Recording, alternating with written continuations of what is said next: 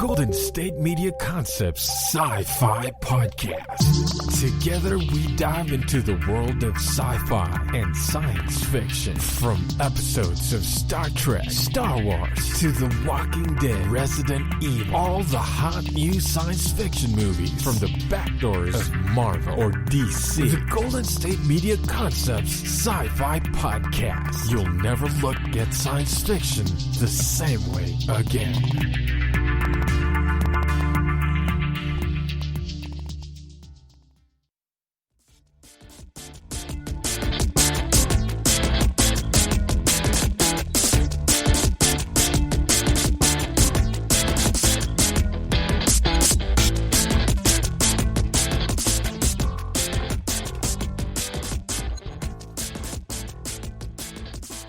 Hello, everybody, and welcome to the GSMC Sci-Fi Podcast, brought to you by the GSMC Podcast Network.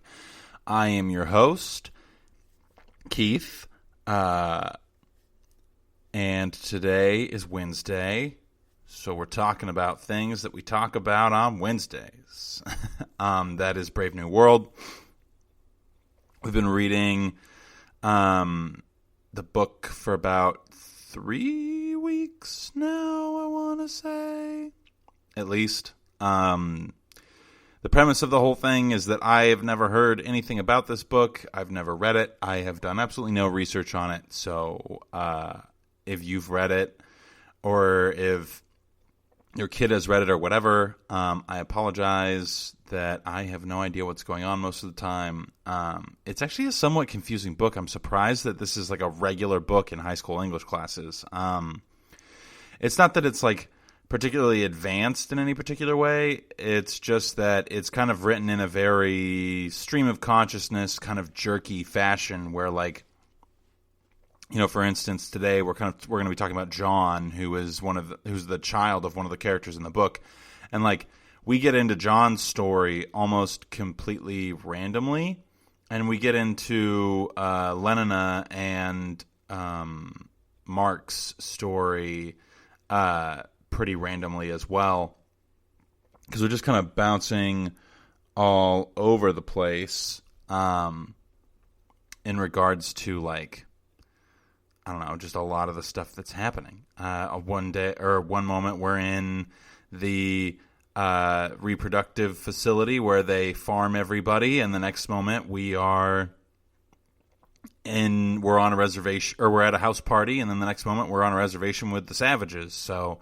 and then from there we're suddenly inside someone's memory. Like, I don't know, it just seems a little confusing, a little bit choppy. But regardless, from the last time that we spoke, we're going to kind of pick up from there, where the Lenina and Bernard Marx, which I just realized today, it's not Helena, it's Lenina, like John Lennon and Karl Marx. Bernard Marx and Lenina seems a little on the nose there, Mr. Huxley, but whatever.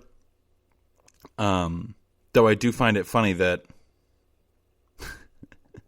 like, if you're looking, like, if Lenina and Marx are supposed to represent, like, the real human individuals in this particular story who, like, come to some sort of enlightenment about humanity, I find it funny that they are at least their names sound like they're allusions to important communist figures.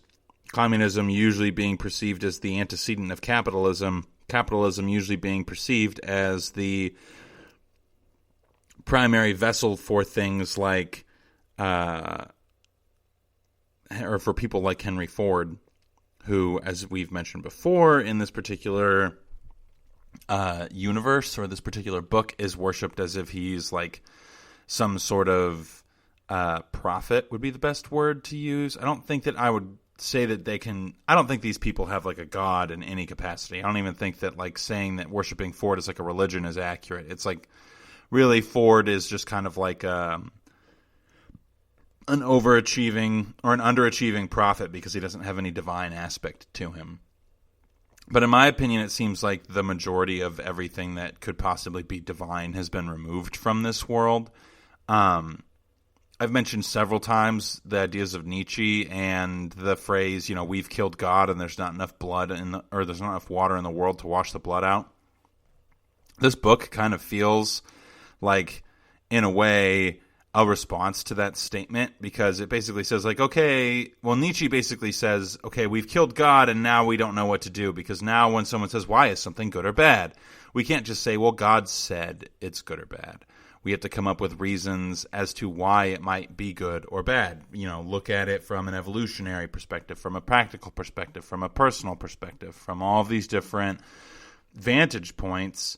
Is something good or is something bad? And we have to decide that thing as being meaningfully good or bad ourselves. And this book, to me, kind of seems to be a little bit of a practical response to that, because there is nothing spiritual or extra powerful about anything in particular in this world other than the principles of utility. And in some regard, that feels like an apt response to Nietzsche's statement. Well, if we can't turn to God, then what do we turn to? Well, we turn to efficiency. We make efficiency our God. And this is actually, total rabbit hole here, but this particular book is kind of saying something similar to what a lot of philosophers, psychologists, even other authors like David Foster Wallace has a speech on this kind of idea, where basically there's no way that an individual can go through life without creating a system of worship. There's no way for you to interact with the world without kind of being in a place where you're going to have to make decisions about what it is that you find to be more valuable than yourself or more valuable than other things.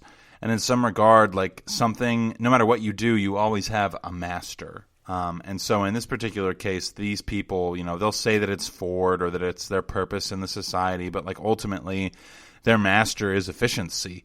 And efficiency would overrule the value of all of their lives if it were not for the fact that all of their lives are part of the intrinsic view of what is efficient.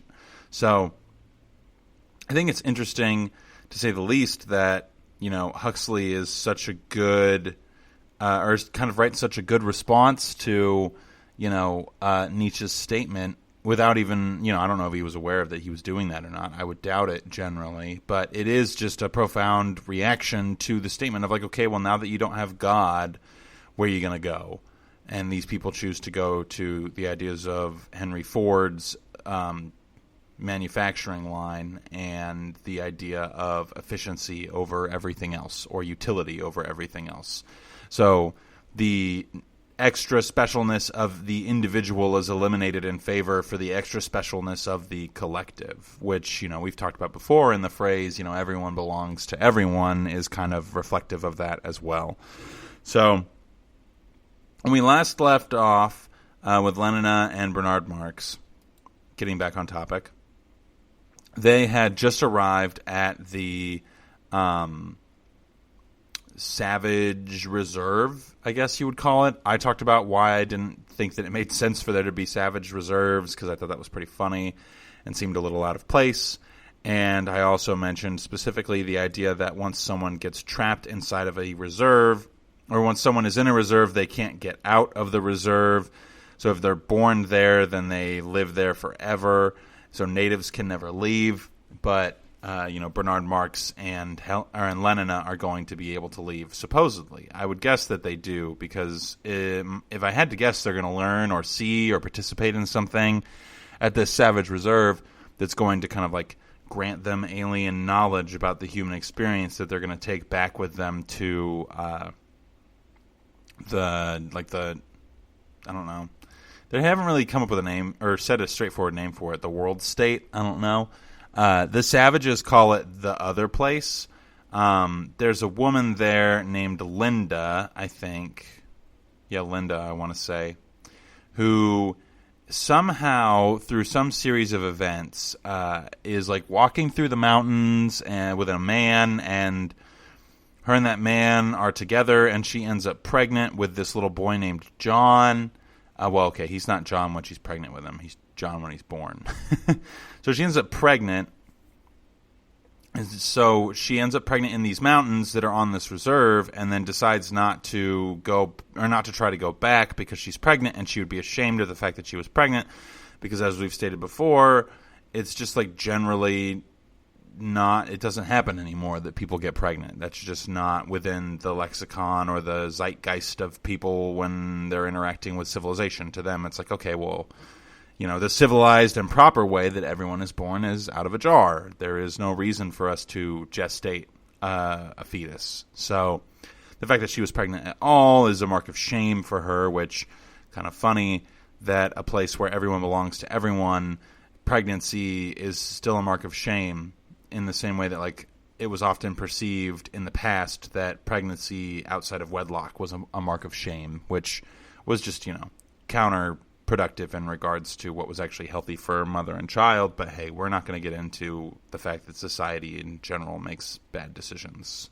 and has weird standards.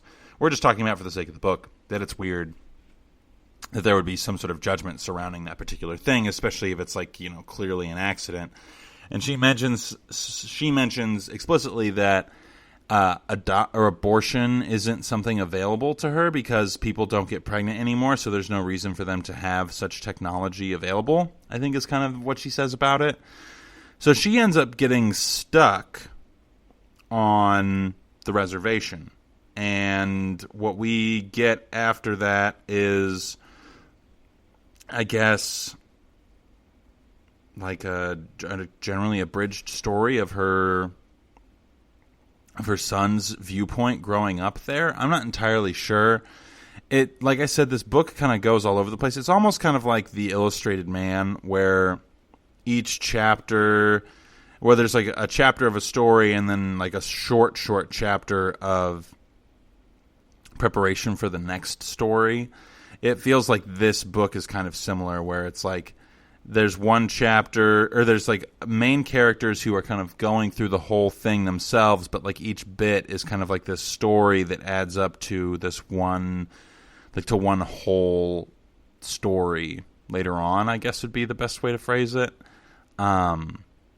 So John is the child of Linda and a man who I don't know if she mentions him specifically. I know that he goes back to, and I quote, civilization. The juxtaposition between what is civilized and what is savage seems to be pretty heavy in this book to me. I'm sure that heavy-handed approach is absolutely intentional on Huxley's part. I think that like what a lot of authors like to do is kind of challenge, especially in Huxley's era, is their like main goal was to challenge what is established or what is viewed as progress, because not because, but when we look at history, there is potential that because we claimed there was so much progress and then proceeded to kill thousands of human beings during World War I, that we are kind of like, well, what really was that progress? Like a similar thing happened after we killed millions of people in World War II, where people were like, okay, so we've got this great science, we have an atom bomb, we have we have jets, like, actually World War II didn't have jets, but we have like they're on their way to jet engines at that point. We have this like ridiculously powerful military force that's capable of just massacring millions of people at a time in a snap of a finger, and we're calling that progress. And it just doesn't seem like progress anymore at this point. And so I think that, that to a smaller degree happened with the generation that came out of World War I. And Huxley would have been a part of that generation if I remember my dates correctly. So this book, I feel like in some ways is going to question pretty heavily, like, what is progress? Why is it considered to be progressive? Is this really advantageous or prosperous to us as individuals? Should we be looking at this as an opportunity or as something that's not going to be so great for us? So just kind of interesting and really looking forward to discussing that as it comes up. But we're going to take our first quick commercial break, and when we come back, we'll start talking more about John and his story. Want to find out what movies to go see? Then check out the GSMC Movie Podcast. It's your ticket to the latest movies, whether it's a new blockbuster event, romantic, comedy, or action flick. This show has got it all covered. They talk some what to go see now, don't bother, what's hot on Netflix, and everything in between. That's gsmcpodcast.com/movie-podcast. When it's all about the movies, it has to be this new show. Don't forget to like them on Facebook and follow them on Twitter. Visit gsmcpodcast.com for more info.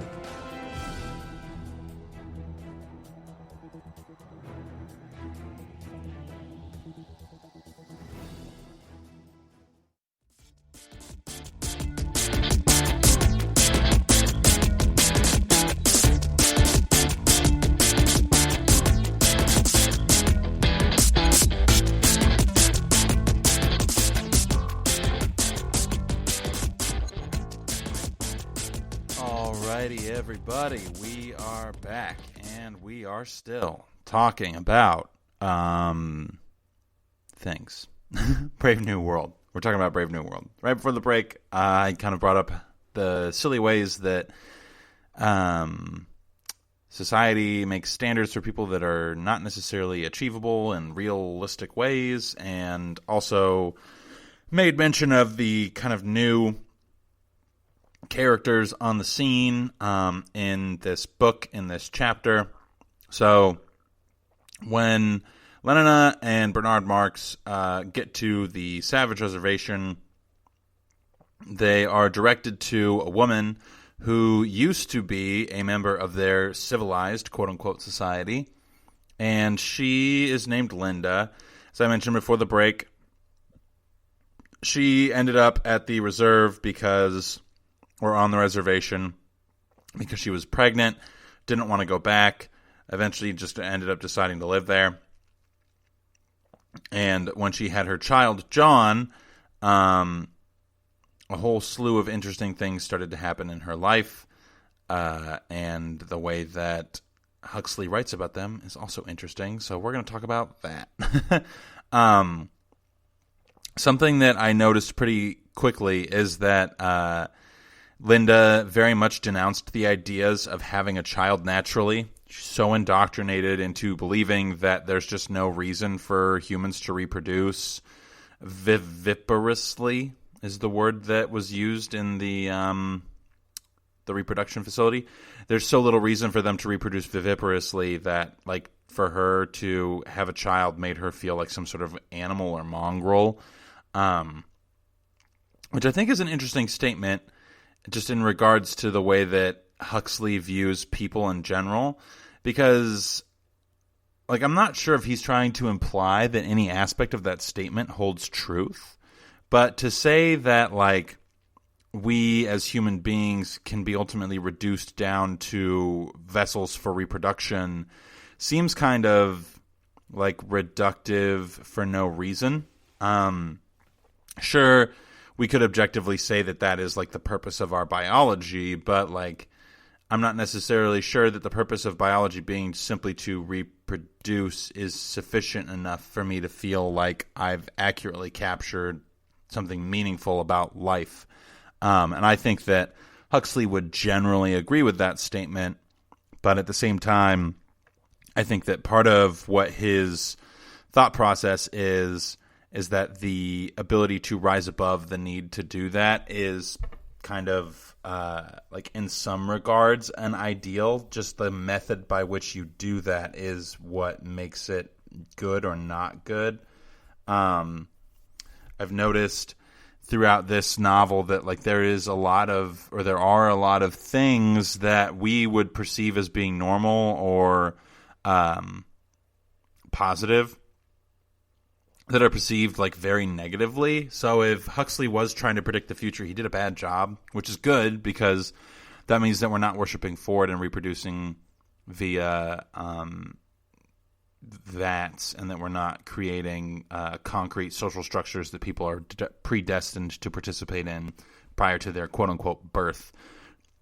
Regardless, all that to say, I think it's interesting that Huxley kind of takes the viewpoint of, or at least experiments with the idea of human beings being kind of like livestock in some regard if they were to reproduce viparously, via normal intercourse and labor and things like that.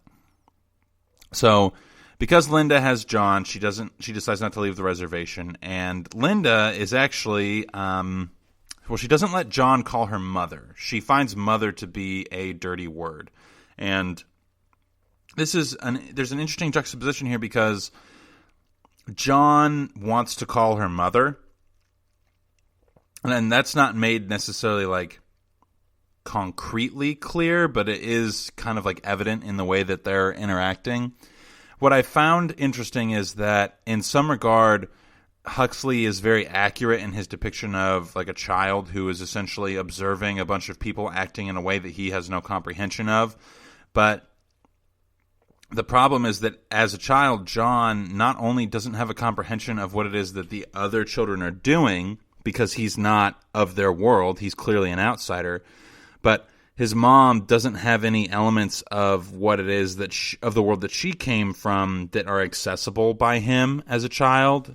He gets a hold of some other things as he gets older, but as a child, there's nothing for him to like latch onto in his mom's world other than stories about what it was like in the place where she grew up. So he's alien to both her because she doesn't know how to have a kid, and alien to the kids around him because they know that he is an outsider. And his mom, Linda, makes it pretty clear that she never really wanted him, that he is kind of the reason that she is stuck with these savages on this reservation because he's just kind of like a big giant mark of shame.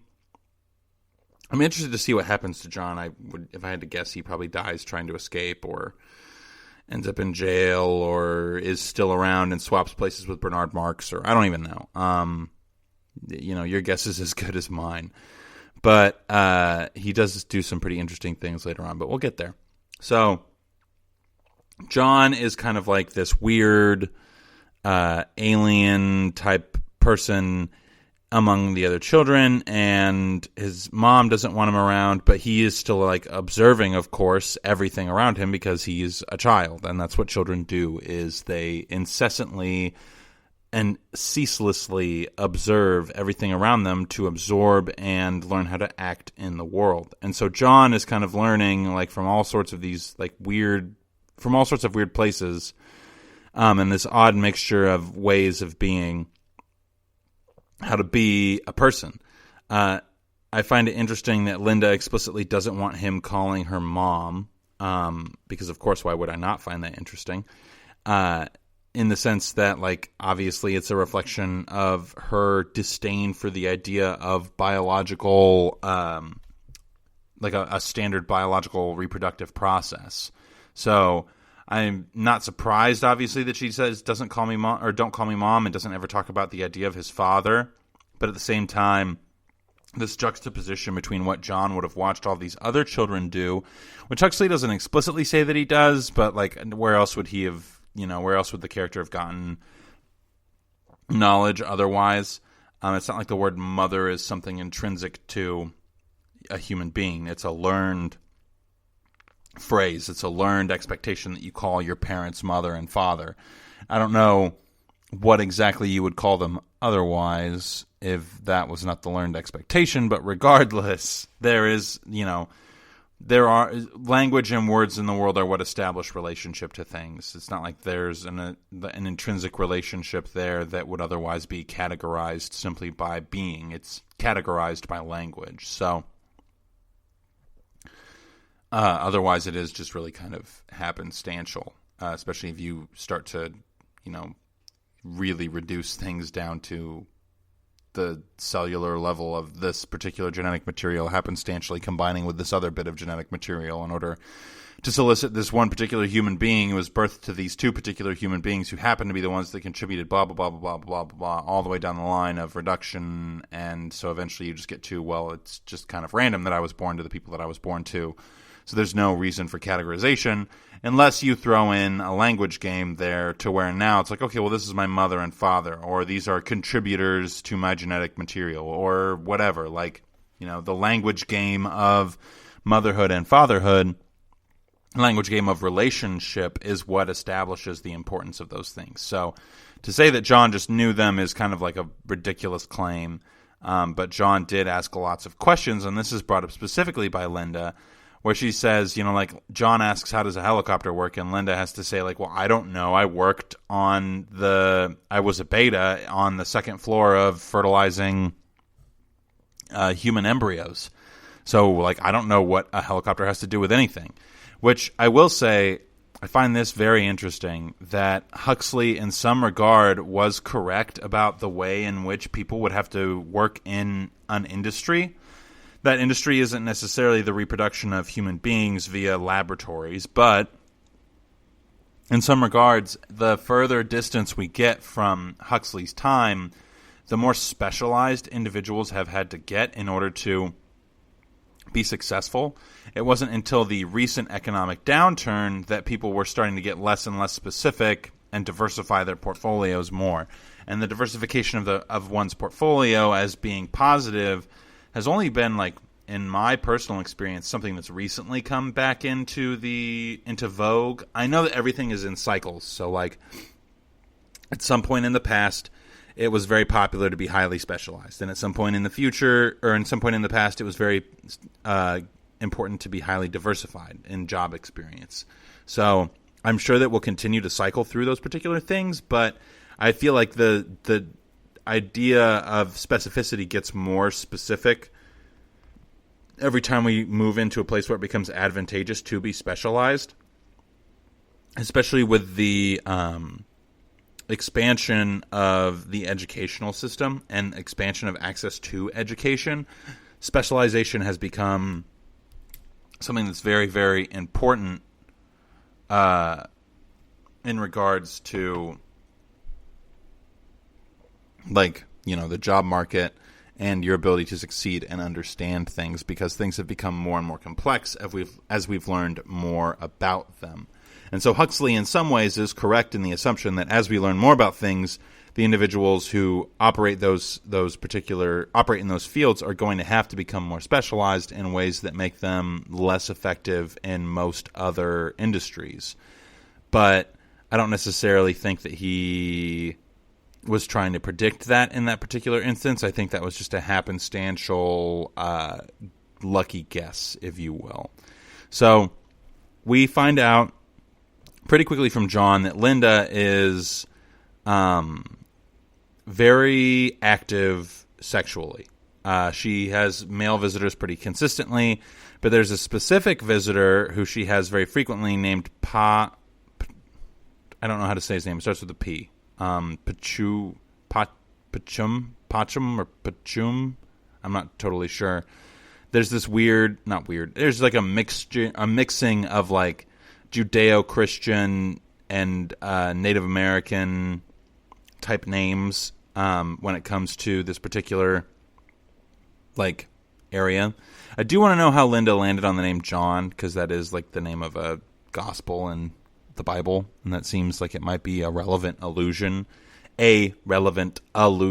just in case that wasn't clearly enunciated in this particular instance for this book, because it seems like there isn't anything in this book that was done accidentally, which I find to be very rewarding. But that is, like, typical for me when it comes to selecting literature and books for reading and talking about on this podcast.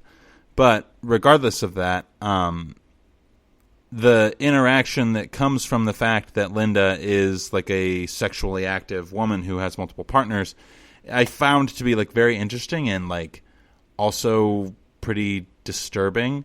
The more benign aspect of it is that a lot of the children of the reservation kind of start to, like, they start making up names, or they start calling Linda names, which I am sure have something to do with their perception of her sex life as being promiscuous, even though it's just kind of the life that she was used to living because of the place that she came from.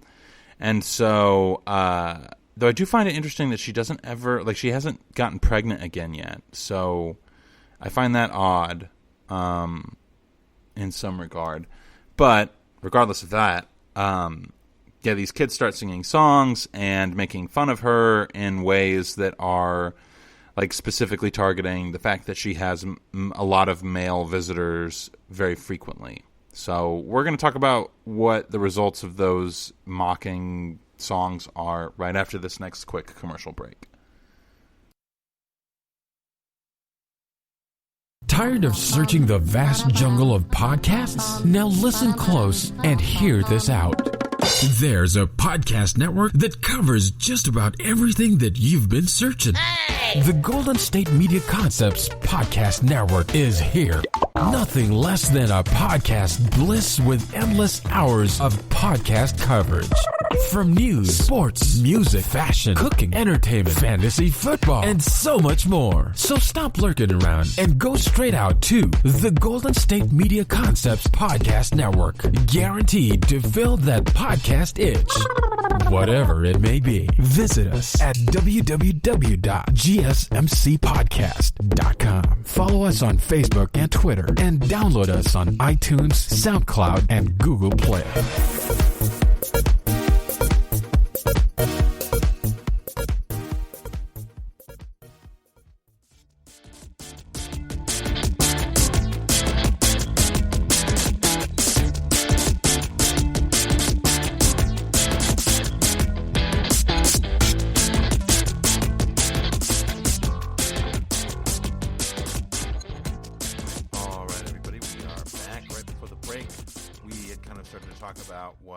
Happening between John and Linda, and John and the other children. If you remember correctly, John is the son of Linda, or Linda's son would probably be the not weird way to phrase that. John is her child by some random dude.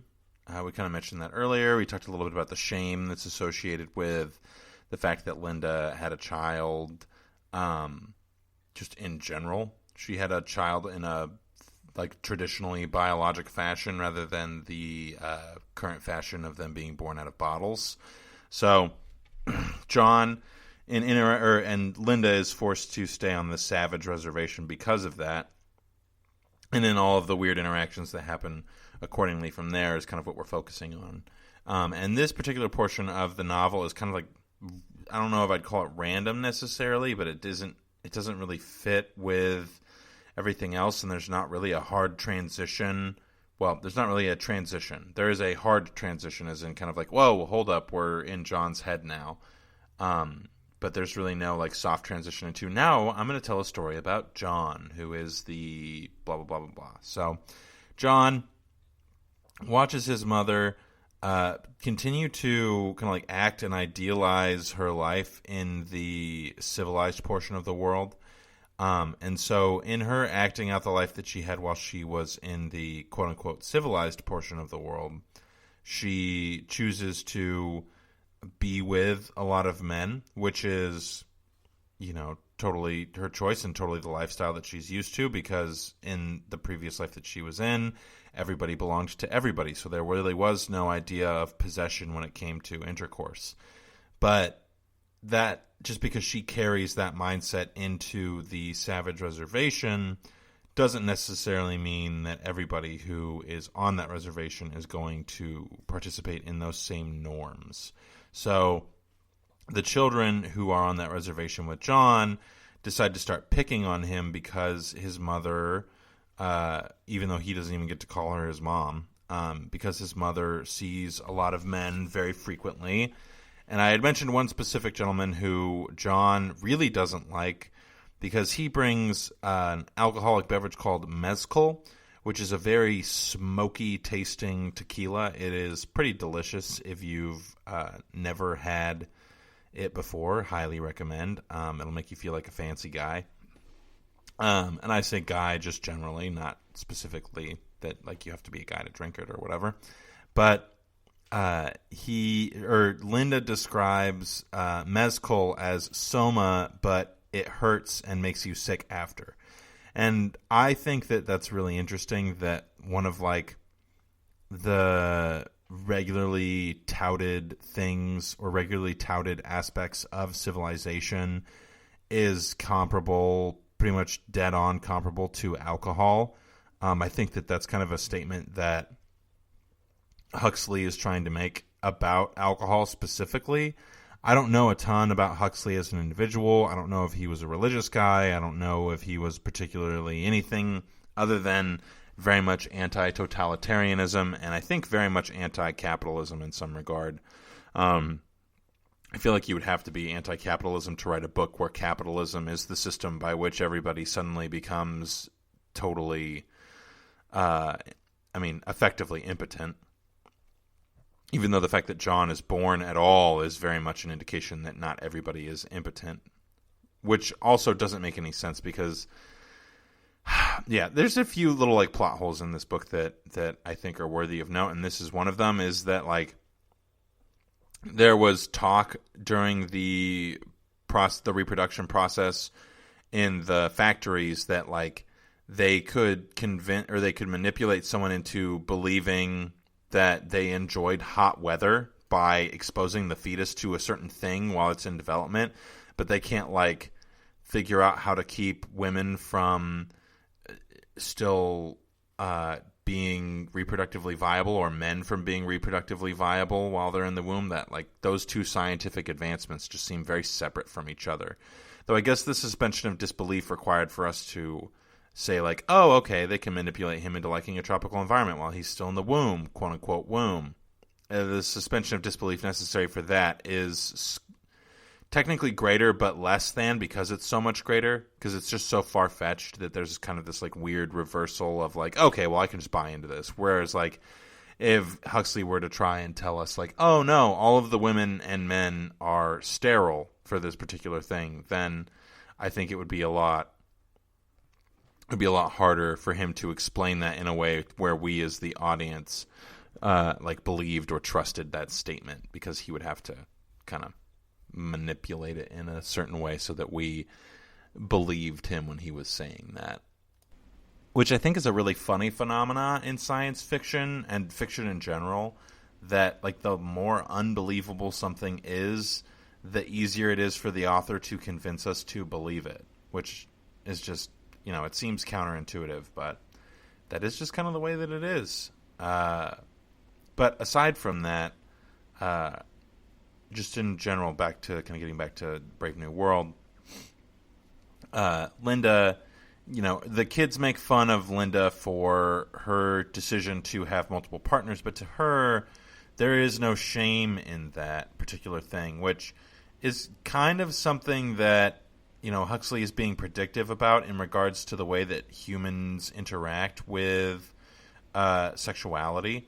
And I find that it's interesting that we kind of like simultaneously have entered into a place that's similar to what Huxley is claiming in this book, but also have not entered into that place, because there is plenty of like a promotion of the idea of sexual freedom that goes around, you know, with like hookup culture being something that's not necessarily looked down upon. Not that it ever should have been, but just in general, our view of intimacy between two individuals looks substantially different than it did, especially back when Aldous Huxley would have been writing this book. So the fact that he was able to kind of like, at least in some small regard, predict a little bit of human behavior, I think is very interesting. But what I think is even more interesting is that the conclusion that he drew from that particular thing being a regular aspect of society is that it would ultimately like dehumanize people. And in some regards, I don't think that it does that. I think that in our particular context, a lot of that type of to engage in those types of behavior solicits a lot more of an emphasis on individuality and an emphasis on one's own personal journey with what intimacy looks like for them and how they want to execute that in their lives. And so I think it's interesting that Huxley's prediction for the presence of that type of lifestyle in the world, Huxley's prediction for how that would affect people versus the outcome of how that affected people, I think that difference is very interesting. And I find that to be quite fascinating. So anyway, back to the story. Linda is made fun of. John responds by throwing rocks at the kids to which the kids, or at which point the kids throw rocks back at him, which I don't know. There's so many interactions in this book that have to do with like childhood and childlike behavior, and there's this very like obvious theme or thematic element of like adulthood versus childhood, and this kind of like delineation of those two things. And I think that that's part of Huxley's overall exploration of like the human psyche, is that in some regards, like, if you can extend the childlike state of a person by not educating them on the answers to simple questions like how do helicopters work, even just knowing a like basic working response to that is valuable. If you can get people to stop fixing their clothes, which is this like brief moment, this brief little respite of individuality where you kind of have to focus on a task that's right in front of you. Like, if you can convince them that they don't need to know how to do all these small, tiny little tasks, then eventually you can convince them to just rely on someone else or something else to do those tasks in their entirety. And then individuals will only get to focus on one specific thing. Well, then they become reliant on, like, everyone else and everything else other than themselves because they only know how to do one specific thing. So you basically kind of like put them in a situation where they're forced to be oppressed by like the fact that they're participating in this particular system. So I found that to be particularly, or I find that in general to be like poignantly kind of true in some regard. As far as like another predictive aspect of this book is concerned, I am pretty impressed by the conclusion that Huxley is able to draw by kind of putting these obscure or abstract data sets together of like, okay, well, if everybody's only good at one thing and they can't answer how other things work simply, then they're not going to be able to deduce how things work more complex in a more complex fashion. So their ability to engage with the world around them is going to be substantially handicapped by the fact that they don't even know how things work in the most basic of fashions. John asks his mother at some point, where do things come from? Where do these chemicals come from? And she says, well, I don't know. I just would say that I needed a bottle of them and they came down. And the fact that you're kind of disconnecting people further and further from the means of production, this is a Marxian principle, is that the more you can disconnect the workers from their work, the less you can pay them and the more you can oppress them. Because there's just like a psychological connection and a psychological evaluation that happens because of someone's engagement with their work in a physical and a proximal fashion. Proximal meaning like as in proximity, close proximity. So the fact that Huxley is able to kind of like subtly slip in this Marxian principle of saying that when you can get your work, or by saying if you get your workforce to be distanced from their work so much so that they can't even tell you where certain resources for their work come from, you're going to be able to control that population in a much more efficient way. The fact that he's able to incorporate that in so subtly to where I didn't even realize it until I started talking about it, I think is freaking genius. I'm very impressed by the fact that he's able to just slide that Marxian principle in there. And what I find interesting also is, in addition, one of the things that Marx says is that capitalism is the methodology by which technology can advance itself to a point where individuals will no longer need to care for themselves, but they can be cared for in the group, because capitalism creates a competitive marketplace for technologies to be developed that will eventually remove the need for working. And in some ways, I think that this particular novel is an experimentation by Huxley to attempt to hypothesize what it is that could look like, and say like, well, I don't know if that's necessarily good either there, Mr. Marx, because I don't know what Huxley's particular philosophic take on the world was, or what his beliefs were, but I can just generally attest to the fact that this doesn't seem to be a particularly positive portrayal of capitalism or of the ideas of communism or the ideas of Marx. So if I had to guess, Huxley is very much just kind of an anti-establishment type of dude. But we're going to finish up our discussion on these couple chapters of Brave New World right after this last commercial break. Watching TV has changed over time. Streaming has become the new norm. That's why Golden State Media Concepts television podcast dives headfirst to the world of cord cutting. Want to be on the loop of what's hot in Netflix? Or if it's not a preference, what about original shows in Hulu? We've got you covered. Join us as we fill in the blanks and talk about movies to stream and what show you should be binging. This is the Golden State Media Concepts television podcast.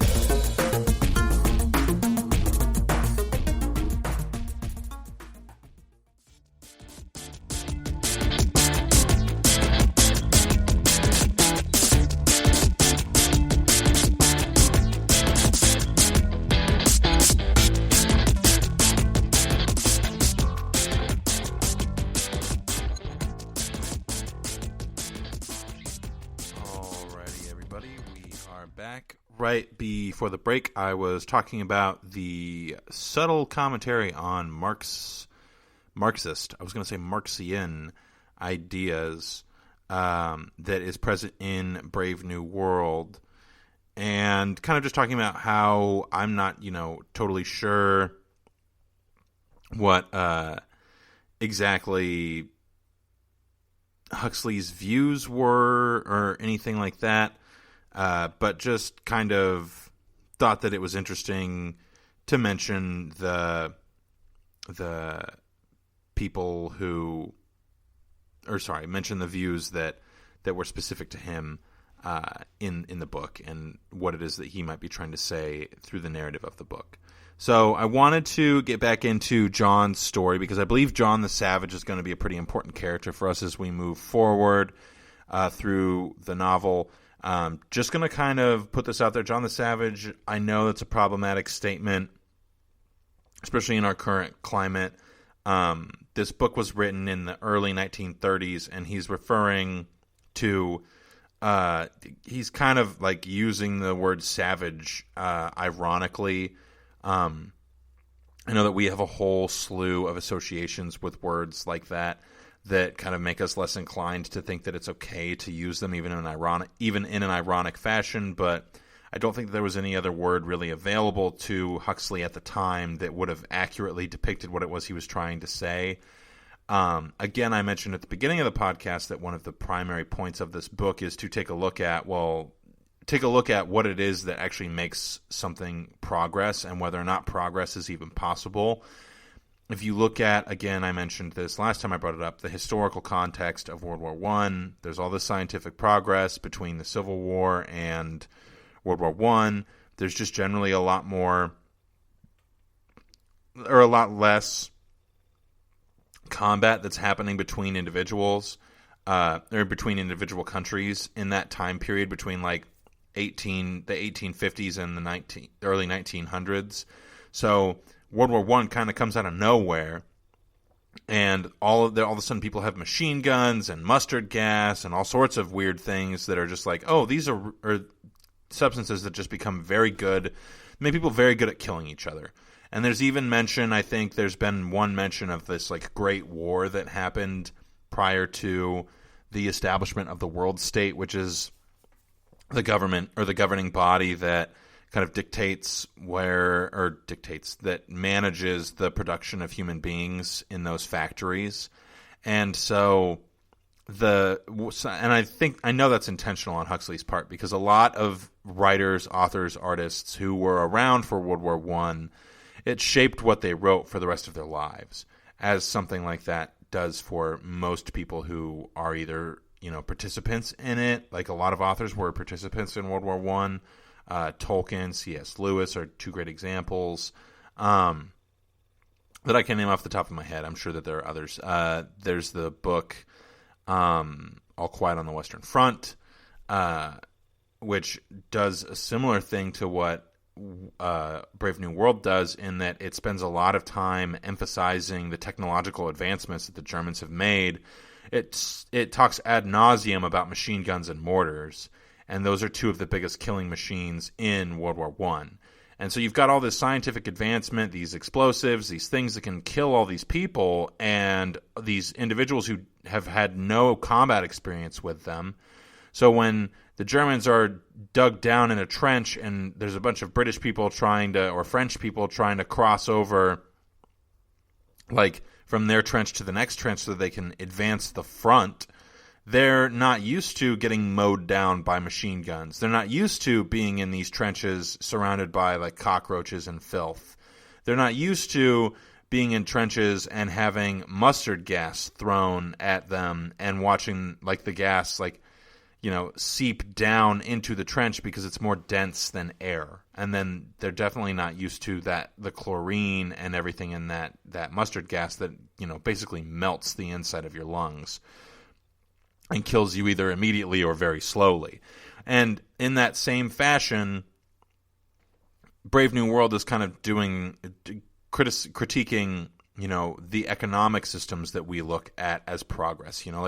Is it really progressive that now one individual works on a conveyor belt and does one thing all day? It's the same task all day, every day, and that they get paid just enough so that they can be placated into doing that same thing the very next day, which was pretty much exactly what Henry Ford's MO was as a business owner. I mean, I think he even said he seemed to have a pretty good grasp of Marx, whether he read him or not. He kept his workers as distanced from the final product as possible at all times. He kept them focused on one small aspect of the entire manufacturing process, which prevented them from being attached to the final product, but then paid them enough to purchase the final product. And now I know a lot of those guys would have been able to do other things, but this is a hyperbolic experimentation with that end result of kind of like I guess like a hyper specified individual, because now instead of you being like, oh, I work in a factory in the day and then at night I come home and I work on my car and blah blah blah, like, they've just created all of this. They have soma, which is basically alcohol, and that's distracting and ruins your cognitive function. And they have you have the ability to sleep with anybody who you'd like to, which means that you don't have to be beholden to a wife. You don't have to have conversations with one particular person or grow to know them or even grow to know yourself. You don't reproduce. You don't get to have your own children. So there's no reason to, you don't get to watch a little miniature version of you grow up. You don't get to watch a thing reflect back at you all of your negative or positive behaviors every day. So basically, this society has been turned into kind of like, in some regard, a conveyor belt of life where you just get on it, serve your purpose, and then they get tossed into the fire at the end of it. Like, it's very much it's not conducive to like a good life.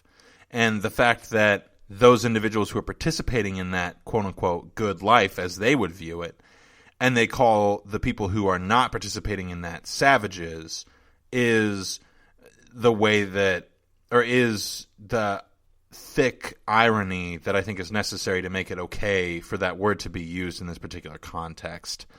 I apologize it took me that long just to talk about a problematic word, but I feel that it's important for us to understand as readers, one, the historical context, and two, what it is that Huxley is trying to say. He's not just saying that this is a savage person. What he's saying is, look how ridiculous it is that these people who can't even, look in a mirror and think about themselves for 10 seconds, look how ridiculous it is that they call these people savages just for experiencing something truly human. And that's the irony. And I wouldn't be surprised if he's kind of applying that to his own current landscape in some regard as well. It's quite frequent that individuals who experience a lot of affluence find that other people who have not experienced that much affluence seem to have a little bit more sincere understanding of themselves and a sincere understanding of the world around them because, adversity breeds understanding in some regards. So that's that. Back to the story, John the Savage. John is born of Linda, who is seeing a gentleman quite frequently by the name of Pope, I believe is how you pronounce it. It's spelt like Pope. So I wouldn't be surprised if there's going to be some religious aspect there. Again, I haven't actually read this book. I don't know anything about it. So all of my predictions and things are just totally shooting from the hip. But Pope brings the mezcal. I mentioned mezcal earlier. For some reason, John hates this gentleman more than he dislikes any of Linda's other partners. I'm not sure why, but there's this very interesting scene that I think is worthy of note between John and Pope, where John suddenly decides that he is going to stab him. John is going to stab Pope and kill him for sleeping with his mom in some regard. I'm not entirely sure why. I don't know. I would be willing to bet this is like a Freudian commentary thing on the part of Huxley, but again, I don't know exactly what Huxley's views were. Freud was writing around a similar time to Huxley, so who knows.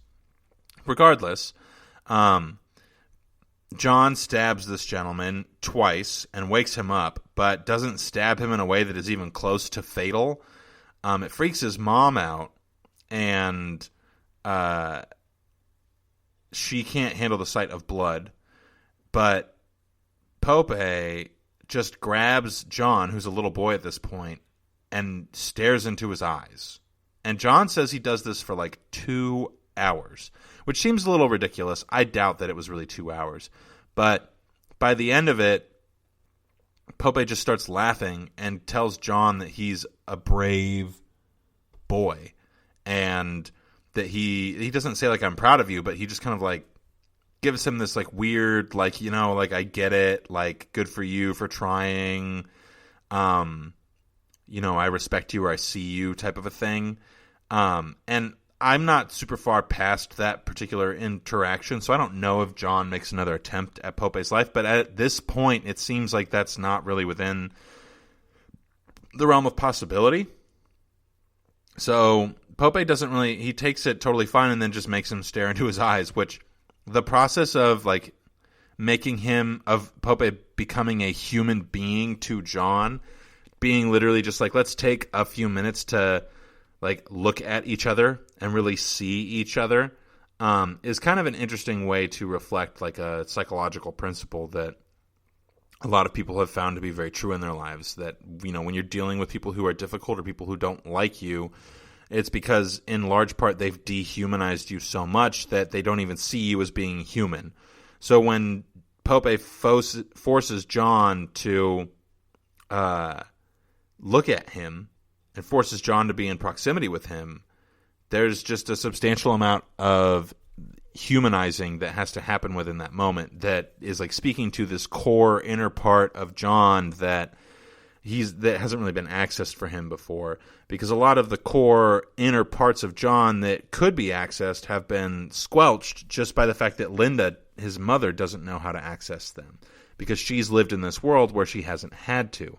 Whereas the savages, quote unquote, they live in a world where that's their bread and butter, is these core instincts that they have to operate with every day. And this is part of the reason why I think that there is, like, a much more religious presence in the savage portions of of this particular world, because I think that when you can kind of hyper intellectualize things and kind of like I said, remove workers from the things that they're creating and control their thought, then like that, the intellectualism and the ideals of the thing that they're working towards become their god. But when you don't have those things to focus on, then you create your own gods, or you are closer to the spiritual aspects of the world around you in ways that Linda is just not going to be. So that's all I've got for you guys this week. We're going to keep talking about Brave New World next week. I'm really enjoying this book. I hope that you guys are enjoying the podcast. maybe I will go over common reading quiz answers at some point, in case there's any high schoolers who listen to this and you're reading the book through distance learning. Speaking of which, I hope everybody is out there and staying safe. If you're in California, make sure that you are staying inside unless you're being evacuated, in which case, follow the rules and evacuate. But otherwise, make sure that you're staying safe, out of the smoke. It looks like things are starting to clear up. I know I've said this a bunch of times. Things are looking like they're on the up and up, but let's just kind of cross our fingers that it stays that way. It would be really nice for things to kind of get at least a little bit back to normal. So if you like the show, give us a like, subscribe, follow us on Twitter and Facebook and podcasting places, wherever you get your podcasts. Feel free to leave a review. We always appreciate it. And thanks for listening, everybody, and have a great week. You've been listening to the Golden State Media Concepts Sci-Fi Podcast, part of the Golden State Media Concepts Podcast Network. You can find this show and others like it at www.gsmcpodcast.com. Download our podcast on iTunes, Stitcher, SoundCloud, and Google Play. Just type in GSMC to find all the shows from the Golden State Media Concepts Podcast Network, from movies to music, from sports to entertainment, and even weird news. You can also follow us on Twitter and on Facebook. Thank you, and we hope you have enjoyed today's program.